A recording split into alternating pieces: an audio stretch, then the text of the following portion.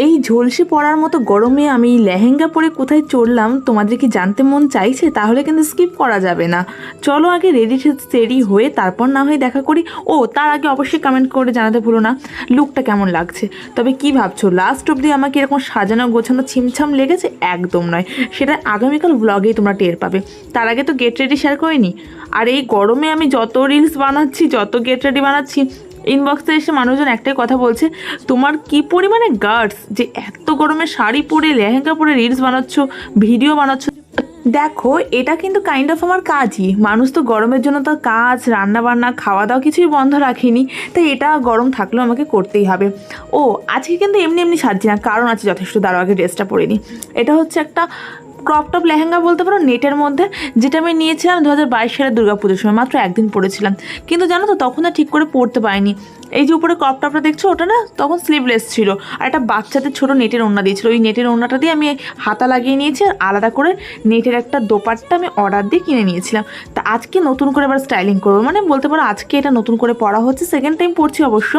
তাই লুকটা তো তোমাদের সাথে শেয়ার করতেই হয়। আসলে সকাল ওই 5টার দিকে উঠে গাড়ি চালাই তো এত ঘুম পায়, একটা লম্বা ঘুম দিয়েছি। পাশের বাড়িতে একটা নিমন্ত্রণ আছে, সেই নিমন্ত্রণে যাব। তা যাব যখন ভাবলাম যে রেডি তো হতেই হবে, তাহলে একটা গেট রেডি বানাবো করছি। গরমের জন্য না জানো না, সত্যি কথা আমি সাহস পাচ্ছি না।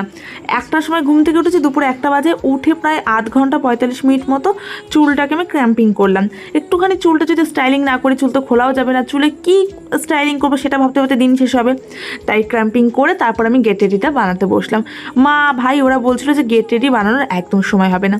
তা আমি এক পাক না দিয়ে আসলাম, যেহেতু একদম ঘরের লাগোয়া বাড়িতে অনুষ্ঠান। গিয়ে দেখলাম এখনও লোকজন কেউ আসেনি। আসলে মাত্রাতিরিক্ত গরম, বাইরে ঠাটা পড়া রোদ, মানে উঠোন অবধি পা দিয়ে আছে না। এই রোদে কি লোকজন আসে নিমন্ত্রণ খেতে? আসবে লোকজন ওই 2:30-3টার দিকে। আমার হাতে খানিকটা সময় আছে, তাই ভাবলাম যাই একটু রেডি হয়নি। আর কোথায় যাচ্ছি, কিসের নিমন্ত্রণ, সেটা আগামীকাল ব্লগেই তোমরা টের পাবে। তাই একটু সাসপেন্স থাকুক, আজকে খালি তোমরা লুকটাই দেখতে থাকো। তোমরা কি আগের একদম ফার্স্ট ক্লিপ আর এখনকার ক্লিপের সাথে একটু ডিফারেন্স পাচ্ছ? হয়তো পেতেও পারো, কেননা এখন আমি আমার ভাইয়ের ফোন থেকে শ্যুট করছি। আমার ফোনে একটা ফোন এসেছিলো, তো কানে দেখো ইয়ারবাডস দিয়ে আমি গল্প করা শুরু করেছি। আড্ডা মারতে মারতে না কাজ হয় না, কনসেন্ট্রেশন একদিকেই যায়। তাই স্ট্রোব ক্রিমটা আমার বেশি পড়ে গেছিলো। আর এই গরমের দিনে না বেশি স্ট্রোব ক্রিম আমার একদম ভালো লাগে না, চ্যাক করে। আর সত্যি কথা বলতে গেট রেডি বানানোর চক্করে আজকে না আমি মাকে রেডি করতে পারিনি। মাও ওইদিকে গজগজ করছে আগে, কারণ মা একা একা রেডি হচ্ছে। আসলে মা একা রেডি হলো সুন্দর, মাকে অত সাজতে হয় না আমার মতো করে। কিন্তু ওই আমার মনে খুঁতখুত করে যদি মাকে আমি প্রপারলি মেকআপ না করে দিতে পারি। আচ্ছা শুধু কিন্তু কমেন্ট করে লুকটা কেমন হয়েছে সেটা বলো না। যদি তোমাদের কোনো কিছু খারাপ লাগে বা ভালো লাগে সেটাও জানাতে ভুলো না। আমি নেক্সট টাইম আরও বেটার করার চেষ্টা করব। আর ভিডিওটা যদি একটু বেশিই ভালো লেগে থাকে, নিজেদের বন্ধুত্বের সঙ্গে শেয়ার করে তাহলে একটা করে লাইক করে দিও। যারা যারা এখন অব্দি বঙ্গলরনার ফেসবুক পেজটা ফলো না করে শুধু ভিডিও দেখছো, অবশ্যই ফেসবুক পেজটা ফলো করে সঙ্গে থেকো।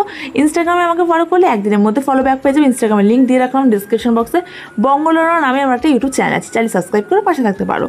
আমি না একরকম কনফিউশনে আছি যে এই লেহেঙ্গাটা পরা কি ঠিক হবে। আসলে অনুষ্ঠানটা বেশ বড় সড়ো, নর্মাল অনুষ্ঠান না, তো তার জন্যই পরা। আর ভাবছি যে গরমের দিনে আদৌ কেউ সেরেছে? অনেকেই ভাবে যে গরমে সাজবো কি না, কষ্ট হবে। তারপর অনেকেও না আবার এটাও ভাবে যে কেউ না সাজছে আমি একা সাজবো, একা হয়ে যাব। আমি জানো তো সত্যি কথা বলতে সাজগোজের ব্যাপারে এগুলো একদম ভাবি না ছোটোবেলা থেকে। ধরো কোথাও যাচ্ছি, স্কুলে যাচ্ছি, কেউ সাজেনি কিন্তু আমি একা সেজে চলে গেছি। তারপরও তো সত্যি টিকটিকও করলো। তারপর ধরো সবাই নর্মাল বা সবাই এক ধরনের শাড়ি পরে কলেজে ফ্রেশার ওয়েলকামে বা বিশ্বকর্মা পুজো বা সরস্বতী পুজো এসছে, আমি একদম ইউনিক টাইপের খুব গর্জিয়াস একটা শাড়ি পরে চলে গেছি। মানে সাজগোজের ব্যাপারে আমি ভীষণ ডেসপারেট। আমার যেটা মন চায় আমি সেটাই করি। আর আমি সবসময় মনে করি শুধু সাজের ব্যাপারে না, জীবনের প্রত্যেকটা ডিসিশানে নিজের জায়গা একদম স্ট্রিক্ট থাকা উচিত। লোকে কি করলো বা লোক করলে তবেই আমি করবো তা নয়। তোমার জন্য যেটা সুটেবল, তোমার জন্য যেটা পারফেক্ট, তুমি সেটাই করো, কেউ না করলেও।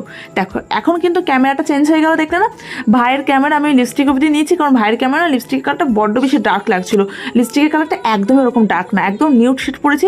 তাই আমি বললাম তুই তোর ফোনটা চার্জে দিতে, আমি আমার ফোনে আবার শুরু করছি, কারণ আমার ফোন করা হয়ে গেছে। আর এই যে বললাম হেয়ারটা ক্রিম্পিং করেছিলাম, দেখো আমি হেয়ারে কিচ্ছু করবো না, জাস্ট খোলা চুলি রেখে দেবো। আর কিছু করতে মনও চাইছে না।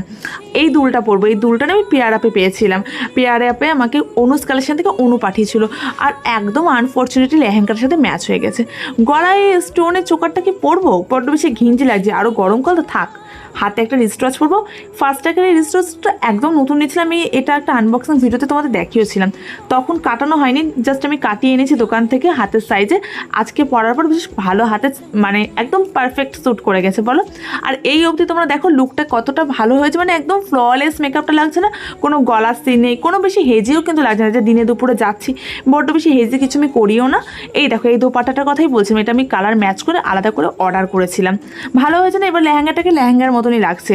আর আগে যে কীরকম লাগতো আমি পারলে একটা আগের বছরের ছবি শেয়ার করে দেবো যে তখন কীরকম ছিল লেহেঙ্গাটার অবস্থা।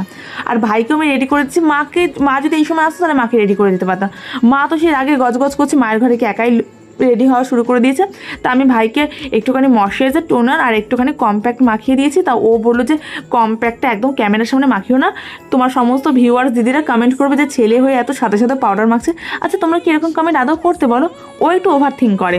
আর দেখো ক্যামেরার সামনে একদম আসতে চাইছে না, এই কালার টি শার্টটাকে খুব ভালো স্যুট করেছে। তোমরা দেখো আমার ফাইনাল লুকটা কেমন লাগলো জানিও।